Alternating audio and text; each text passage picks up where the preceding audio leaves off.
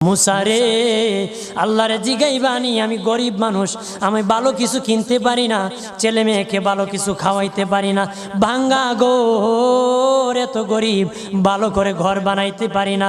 আল্লাহরে জিগাইবানি কি করলে আমার উন্নতি হবে, ধনী হব, টাকা পয়সা হবে। আল্লাহরে জিগাইবানি। আল্লাহ মুসা নবী কই ঠিক আছে, আল্লাহরে জিগাইব তুমি কেমনে ধনী হইবা। আল্লাহ নবী মুসা নবী তিন রাস্তার মোড়ে যা দেখে একটা লোক বসে আছে, তার দুই হাত নাই, দুই পা নাই, দুই হাত নাই, দুই পা নাই।